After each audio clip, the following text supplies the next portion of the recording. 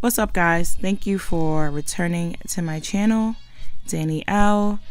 I am making jerk chicken mac and cheese for dinner tonight, amongst a couple of other dishes. This is a cook with me video. I am making jerk chicken mac and cheese. So here I'm showing you the cheeses that I'm using, the seasonings, and you see my chicken there. I already have it cleaned and prepared.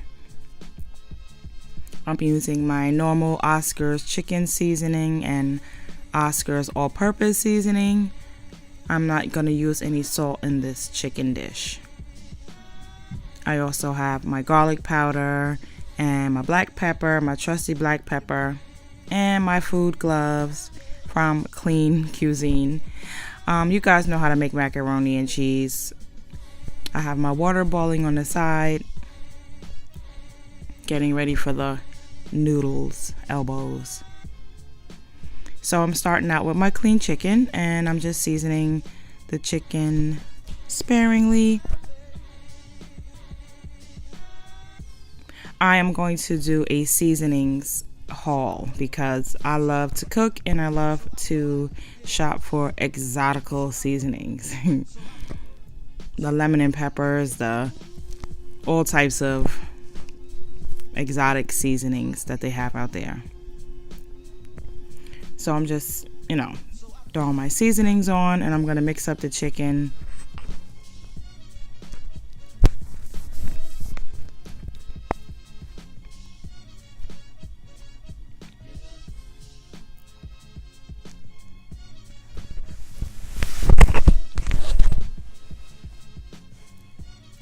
I'm also using paprika. Paprika is a southern staple for seasoning meat. It gives your food a little bit of color, and I can't cook without it actually. So I'm just giving the chicken a little bit of a rub there with the seasonings on it. Try to get each piece covered in the seasoning. This would have been a more tasty dish had I prepared this meat the day before and let it marinate, but my husband decided to ask for this at the last minute. So this is what we have. I'm gonna just have him open up this jerk paste for me. This is a West Indian spice, jerk chicken spice. It's like onions and peppers and all types of seasonings mixed up into a paste. So I take about a forkful and just dump it in the bowl and mix it up as well as I can. This was the hot. They have mild and hot. They didn't have any more mild, so I had to get hot, and the hot really wasn't that spicy. So I use a little bit more and try to rub it on as, to get the seasoning on each piece of meat as I show you here. You want to make sure that each piece has a good amount of seasoning on it, so it's evenly distributed. And then you also want to just give it another rub and make sure everything is good to go. And here I am taking out my pan. I'm going to use my baking pan with a sheet of foil on it, and just take each piece out and lay it on so that each piece has its own space. And I'm going to bake it at 350 degrees. And I guess this chicken is just going to be in the oven for about a half hour. And yeah. So the macaroni is already in the pot boiling. Should be done soon. And there we are, macaroni is done. So here I just add black pepper, a little bit of Himalayan salt, my trusty garlic powder, love garlic powder. And I think this is like a fourth of butter. I usually don't measure anything. I'll just put it in and gauge it as I see. I have an egg and a cup of milk, although I did use 4 cups of milk. I just showed you 1. I mixed up all the cheese in one bowl, cheddar cheese, Asiago cheese, and some mozzarella cheese. I usually mix everything up in the pot that I boil the noodles in. Once I drain the noodles, I mix everything up in the same pot because it keeps everything neat. If you try to do it in the pan that you're going to bake it in, it spills everywhere and makes a big mess. I know it does for me. So I just mix everything up, and I don't know what happened to the footage of me pouring it in the pan, but I lost it with the chicken. I don't know where it went. So I had to add some more cheese because my macaroni was looking a little bit white. I don't like my macaroni and cheese looking white. No disrespect, I'm just saying. Add some more sharp cheddar cheese and some more mozzarella cheese. So for the side dish, I'm making those sweet potato fries that I talked about in my Trader Joe's video.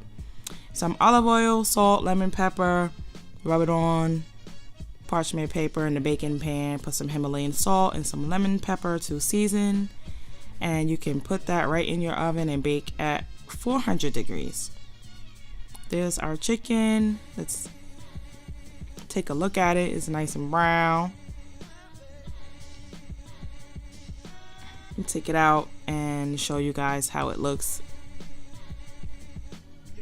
And I am going to turn each piece over so that it cooks on the other side as well. These are small chicken breast tenderloins, so they will not take that long to cook. I'm going to put them back in for about another 10-15 minutes. And we don't want them to get dried out either, so not too long. Sweet potatoes are looking okay.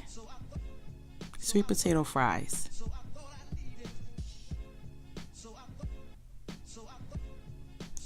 So there's the footage. I thought, I did lose it, but that's me putting the macaroni and cheese and jerk chicken in the oven.